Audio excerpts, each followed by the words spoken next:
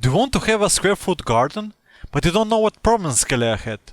You came to the right place, because in this video I will tell you all the mistakes that I made when starting a new square foot garden, so you won't do it too.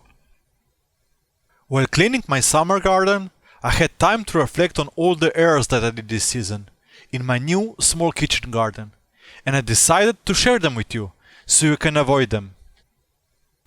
When you're starting gardening, you don't know everything that can happen. Yes, you can read all the books, watch all the videos on YouTube, but the reality is that when the time comes to plant the first seeds, or to create the first planting space, you're usually in the dark. At least I was. I didn't have a clue how much space a salad head will take, nor how tall a tomato plant can actually grow. But fortunately, the beauty of gardening is that every year we hit the reset button. We change the canvas to a fresh new one, and we start all over again in the next growing season. And the new start gives us a magical opportunity to change something, to maybe avoid those mistakes in our kitchen garden. So in this video, we'll talk about all the mistakes that I did, and I will throw some suggestions how you can avoid them. We'll be talking about planting, planning, and all the plant care mistakes that I did, and all you can do to avoid those errors. What are your mistakes in this season? Please let us know in the comments below to show everybody that it's human to make some gardening mistakes. So if you like this kind of content and want to watch more of it, please let me know by leaving a like.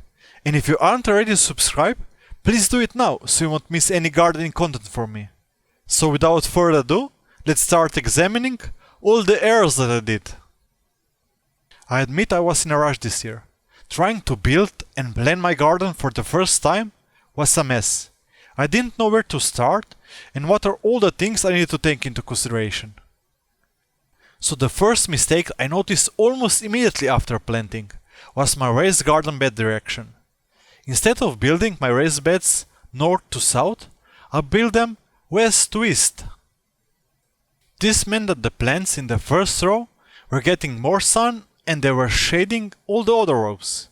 If I would build my raised garden beds north to south, some of the rows would get morning sun and some the evening sun, so the sun rays would hit all my plants more evenly. This would be easily avoided by just using a compass that every smartphone now has. But I didn't know better when I was building my raised beds. I was in a hurry to complete them before the season started, so this happened. And connected to this was my second mistake.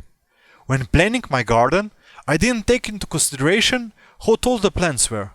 I didn't know them, so I didn't have an idea that the eggplant is actually a bush, quite bigger than the pepper bush, and that it can shade quite a good portion of the garden. This wouldn't have that much of an impact if I would plant my plants north to south, but like I planted them east to west, it would be better to have rows planted in that way that the height of the plants would decrease from north to south, having the tallest plant on the north side and the smallest plant on the south side of my raised garden bed. This would allow the sun rays to hit all the plants and they wouldn't significantly shade each other, so be sure to check your rows direction, and if you have them pointing north to south, you're good to go.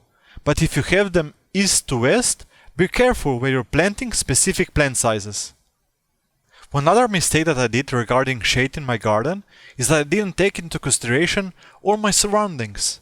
Not just what was in the beginning, but also what would be in a few months. Like those pole beans shading all my eggplants and peppers. Not only the surroundings, but also the sun changes its location on the sky, casting a different shadow throughout the season. So the barn will cast a different shadow in May than in August.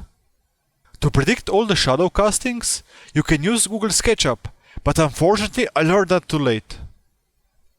So my tip here would be to think about your surroundings, where all the growth will be and where the sun will be. And if you want, you can help yourself by using Google SketchUp. I made a good tutorial on how you can use it in gardening. Link will be in the video description. Another mistake that I did this year is that I didn't follow completely the plan that I did at the beginning. So in the middle of the season, some of the squares in my square foot garden were empty. And this is a wasted space in the garden. To correct that, I decided for next year that for whatever reason I would have an empty space, I would plant there something. Something that will grow fast and produce delicious harvest like radishes or lettuce. Growing something is a must, because otherwise the soil would be exposed and would be prone to erosion. So not only that the empty squares were not covered, but also my fall garden raised bed was not covered with mulch. That meant that when the time to plant my fall garden came, I needed to break the soil all over again. I didn't know at the time that mulch had all these benefits that can help you in the garden, and I'm still impressed when I think what a marvelous product this is. And if you want to know what are some benefits of mulching your raised beds, you can click the video annotation on the top right corner. All the pain and double work could be prevented if I just took 5 minutes to cover my raised bed with mulch. After I made all the raised beds in my small garden, I just couldn't wait to plant my first seeds. But in this I made another mistake. I planted my seeds in my soil that was full of clumps. I rushed it so hard that I forgot that I must first break all the clumps to a more fine texture, so the seeds would have an easier time to germinate. Instead, I planted in this clumpy mess, and guess what? Most of the plants didn't germinate. So what can you do to prevent that? In the first year, go to your local farmer and buy some seedlings for all the crops that you want to plant. But leave a small space in your garden where you can train in seed planting. You can start with radishes and lettuce that are easier to germinate. Or you can learn how to plant in plant trays and make some seedlings on your own. I know this is a project of mine for next year. An error that I'm sure I will be making for the next 10 years is to plant too little of one thing and too much of another thing. In my defense, I tried to find some data on the matter online, because I didn't have a clue how many eggplants will an eggplant produce, or how many zucchini I could harvest from one plant. So I did my best with what I could find online. But as you knew, every plant doesn't produce the same. Some produce more, some produce less. You could have 4 plants and they will produce less than 2 plants if they're misplanted or if the growing season is not ideal for them. Probably some of you would say, plant more, because having more is never a bad thing, and I would agree with you, partially. Because I have a small garden, I don't have the space to plant more, so I want to maximize the space I have to produce lots of varieties for me and my wife. I think here the only solution is experience and confidence. The experience will tell you how much of a crop on average one plant can produce, and the confidence will tell you that you can do that on a regular basis. Maybe I'll make a video on this topic next year, who knows? By not knowing my plants fully, I didn't know their pests, and by that, I also didn't know how to protect them. So this was another mistake that I made. Not learning about all the common pests and diseases my plant could have. And with that, I failed to protect my plants, so I had some losses. My fall garden that you can see me planting in the video pinned in the top right corner was damaged. Not fully, but some crops were lost, due to the cabbage caterpillar.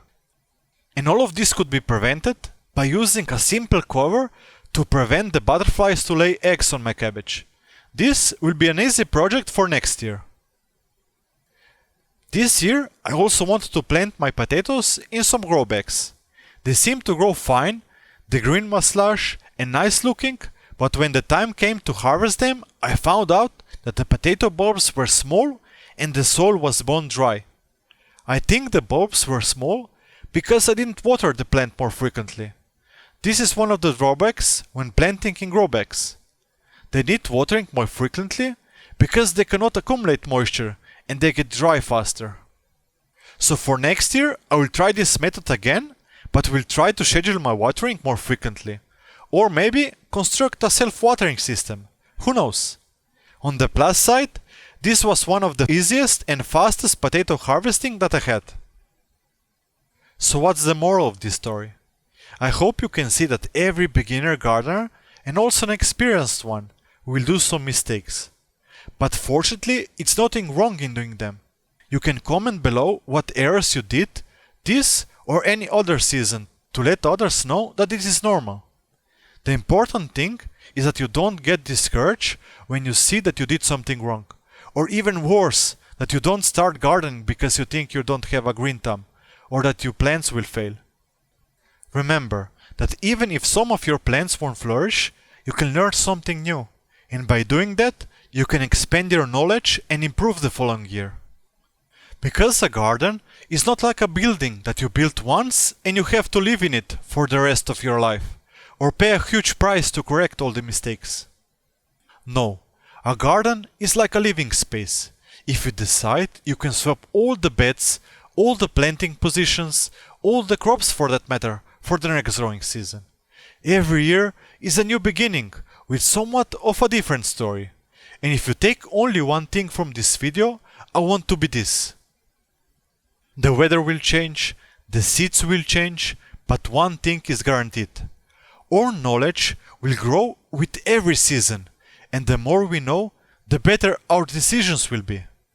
If you'd like to hear 6 starting tips that you can use when starting a garden, follow the link on the screen. And if you like this video, don't forget to like, share and subscribe. Happy gardening!